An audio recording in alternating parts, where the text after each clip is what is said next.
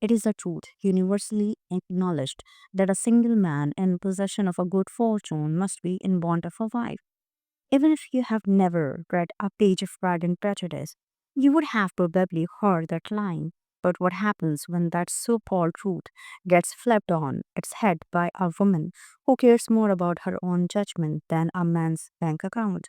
And what can a 200-year-old novel published way back in 1813 really teach us about our own snap judgments, our own pride, and our own prejudice? Jane Austen's masterpiece is so much more than a stuffy romance. It is a pretty sharp and surprisingly modern look at how we judge other people and how we can get it spectacularly wrong. It is a story about love, sure, but it is also about money, family, reputation, and having the courage to admit your own wrongs. Section 1. The World of the Banners. To really get this story, you first have to understand the world it is set in, Regency England. This was a time of rigid social ladders and strict rules, especially for women. If you were a woman from the language gentry like Jane Austen and her characters, your life choices were incredibly narrow. You could not just go get a job. You couldn't inherit property if you had a brother or even a male cousin. Your entire future, your financial security, and your spot in society all depended on one thing, and that is making good marriage. And that brings us to Bennet family. Mr. Bennet is the sarcastic, pretty head of the family who spends most of his time hiding in his library to escape the chaos of his own house. His wife, Mrs. Bennet, is the exact opposite. She's loud, kind of ridiculous, and obsessed with one single goal, and that is marrying off her five daughters. Her desperation is not just about social climbing, it is about pure survival. Their family home, the Longbourn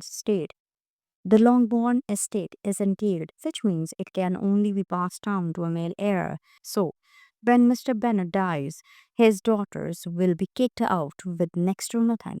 The five Bennet daughters could not be more different. There's Jane, the oldest, who is beautiful, sweet, and sees the good in everyone. Then we have our hero, that is Elizabeth, who is intelligent, spirited, and armed with a wickedly sharp wit. Mary is the plain book sister who is always trying to sound profound. And then you have Kitty and Lydia, the two youngest, who are giddy, immature, and completely obsessed with the soldiers stationed in the nearby town of Marathon. The story really gets going when a rich, eligible bachelor, Mr. Bingley, rents the huge estate next door, Netherfield Parks. Mrs. Bennet is thrilled, seeing him as the perfect husband. Mr. Bingley is instantly smitten with Jane, but Bingley didn't come alone. He brought his friend, the even wealthier and far more arrogant Mr. Fitzwilliam Darcy. Section 2. Pride, Prejudice, and a Pompous Proposal. While Bingley is winning everyone over with his charm, Darcy makes a terrible first impression. He scores snobbish and pretty much dismisses the entire town as being beneath him. When Bingley suggests he dance with Elizabeth, Darcy famously saying she is tolerable but not handsome enough to tempt him. Unfortunately for him, Elizabeth overhears this, and right then and there her prejudice against the proud, stuck up Mr. Darcy is stirred. Her dislike only gets worse, thanks to the charming soldiers, Mr. Pickham, who tells her a sob story about how Darcy cruelly cheated him out of his inheritance. Darcy's pride comes from his high social status. He genuinely sees Elizabeth's family as his inferiors. Elizabeth's pride is her own quick judgment leads her to form a powerful prejudice based on one insult and some juicy gossip. At this point, neither of them is capable of seeing the other person for who they really are. This whole tangled web of social games and bad first impression gets even worse, even more complicated when Mr. Collins shows up. He is the painfully pompous cousin who is said to inherit the Bennet estate, and to make up for it, he decides he will marry one of the Bennet girls. He first tries for Jane, but when he finds out she is probably going to marry Bingley, he immediately pivots to Elizabeth. His proposal is one of the most clinch, It is not about love, it is a business deal, and he simply cannot believe that Elizabeth would ever turn him down. But she does. Her rejection of Mr. Collins is a huge moment. She is insisting on marrying for respect and real affection, not just for a comfortable home, which was a pretty radical idea for her time. Section 3. The Turning Point. The story takes a major turn when Mr. Darcy, who has been quietly falling for Elizabeth's spirit and fire, shows up and proposes. His proposal, however, is a complete disaster. He spends more of his time talking about how her embarrassing family and low social status are huge obstacles he's bravely decided to overlook. He does actually expressing any love for her. He is condescending and full of himself. Elizabeth, already fueled by her prejudice, is furious. She lays into him, calling him out not only for the insulting proposal but also for breaking Jane's heart by separating her from Bingley and for what he supposedly did to Mr. Wickham.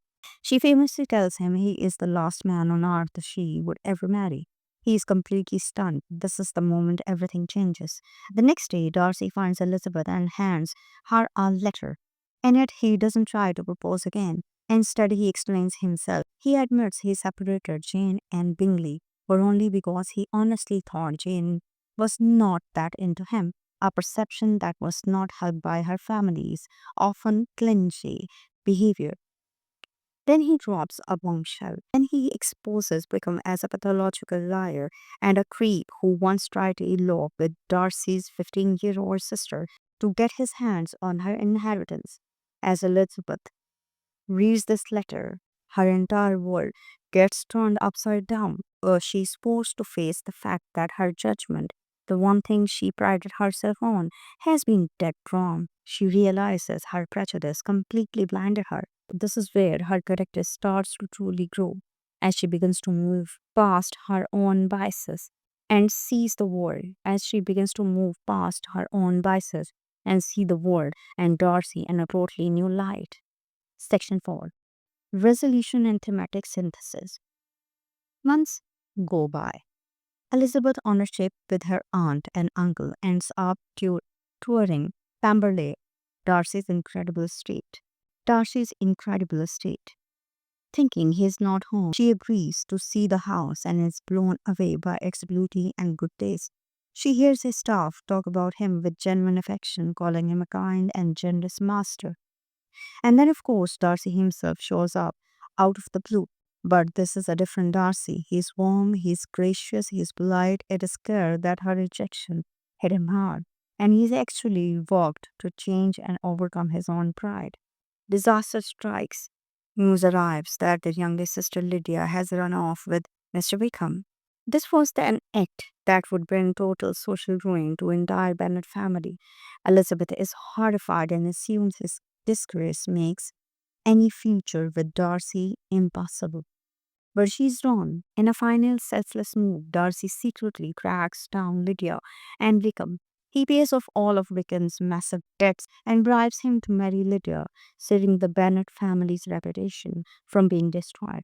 And he does it all for Elizabeth without any expectation of praise. When Elizabeth finds out what he did, she finally understands his true character.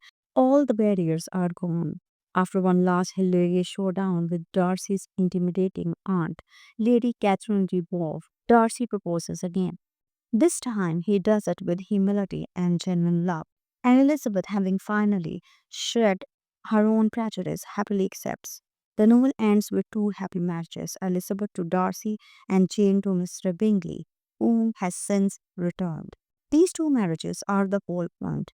They stand in stark contrast to the other partnerships in the book, like Lydia and Wickham, which is based on lust and discretion, or Charlotte and Mr. Collins, which is a marriage of pure convenience. The unions of Jane and Bingley, and especially Elizabeth and Darcy, represent Austen's ideal.